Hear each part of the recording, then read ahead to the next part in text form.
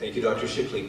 Je profite de l'occasion pour vous rappeler que si jamais vous avez des questions que vous voudriez que l'on pose à nos panélistes plus tard durant la soirée, vous pouvez les écrire sur les petits cartons que l'on vous a remis à l'entrée et ensuite donner ces cartons à votre voisin pour qu'il les mette à côté au bout de la rangée. So if you have any questions for our panelists, please write these down on the cards we've given you at the entrance, and we will get to them later on in this evening. Our last speaker tonight, in the meantime, is Dr. Nancy Nason-Clark, Chair of the Department of Sociology at the University of New Brunswick. She directs the Religion and Violence e-learning project, which has developed resources for both victims and perpetrators of violence. Tonight, she will focus on domestic violence, and particularly violence in families of deep religious convictions. Please welcome Dr. Nancy Nason-Clark.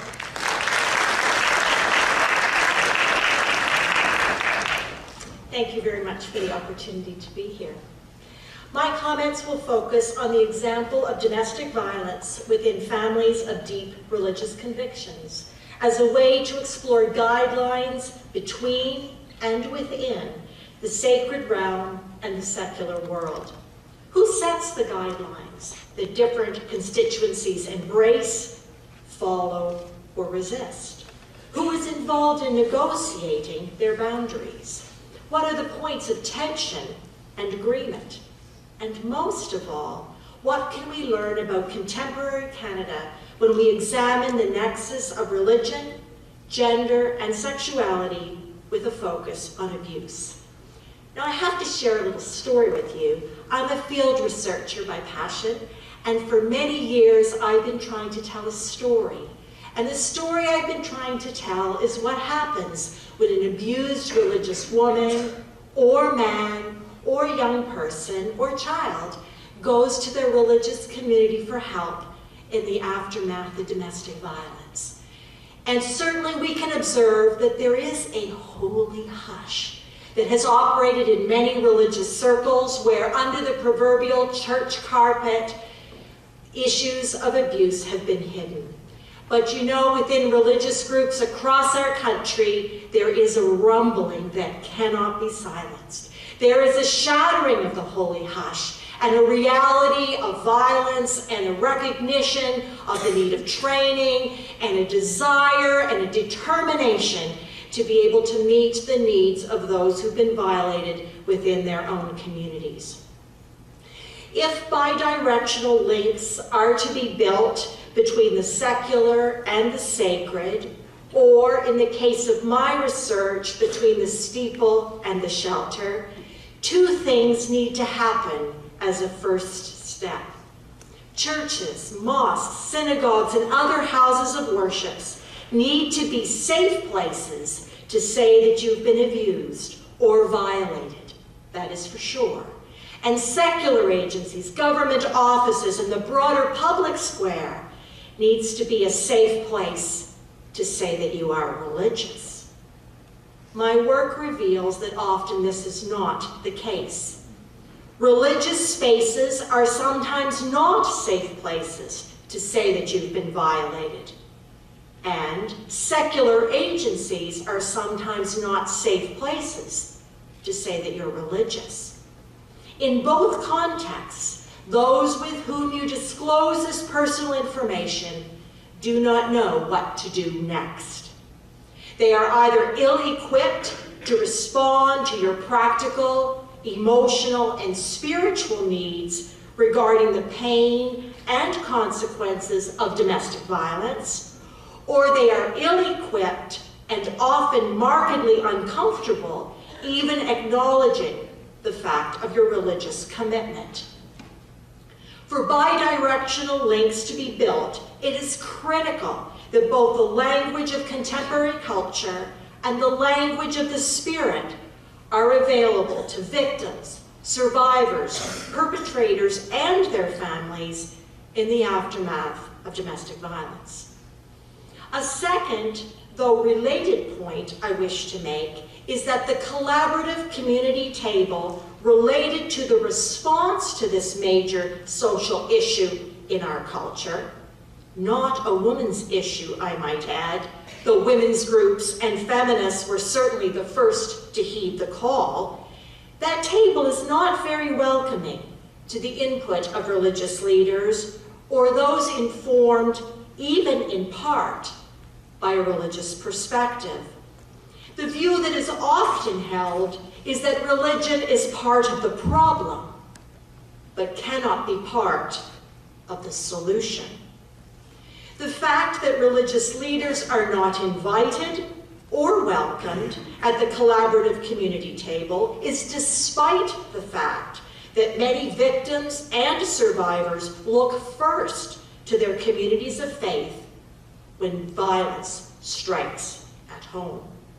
And this pattern is exacerbated in the more conservative faith communities, where often victims and survivors, and sometimes perpetrators too, look first to their religious leaders or to congregational life in the aftermath of crisis in the family sphere. There is often a creative, and sometimes not so creative, tension between the religious leadership and the congregation of followers at the local level. And the same can be said as well between the leadership and the congregation and the broader organizational structure of which they are a part. Sometimes this tension is related to the gap between rhetoric and reality, the difference between what we say and what we do. Sometimes this tension is related to the gap between the public face of religion and the private reality of lived religion, what ordinary people believe and or do in the practice of their faith.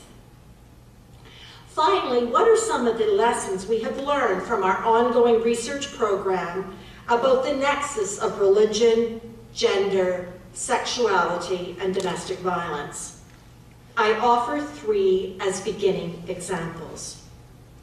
For people of faith, religious leaders are an important but underestimated and sometimes feared collaborator in responding to violence in the family context and calling those who are violent to accountability.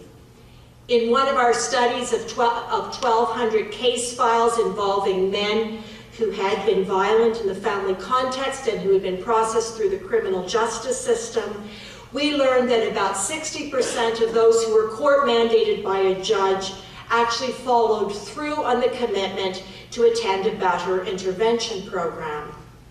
When that court mandate for those men who were religious was followed up by support from their religious leader for their attendance, the number rose to 80%. Secondly, religion is often understood and experienced by victims and survivors as a strong resource when they experience battery by someone they love. They go to what is familiar. They go to those who've showed them a form of support in the past. They are interested in having the language of the Spirit help them through their time of crisis. The question is, are those faith communities prepared to do so? And finally, religions offer a language of hope, that tomorrow can be a different day, that strength can grow out of weakness, that beauty can be born from ashes, and that lives can be changed. This is extremely important for those who've been violated or those who do the violating. But it is also critical for that army of professionals, friends and family members who walk alongside someone who has experienced firsthand the betrayal, the pain, and the long-term consequences of love that hurts. And just in closing, I wanted to bring up our Religion and Violence e-learning website, the RAVE website. You can access it at www.theraveproject.org or .com. It's a project that was funded by the Lilly Endowment to enable us to help religious leaders to understand how to respond to violence in communities of faith, and to help those who work in community agencies who may or may not be people of faith themselves, to give them ideas about how to respond to families that are extremely religious. Together, we can make a difference.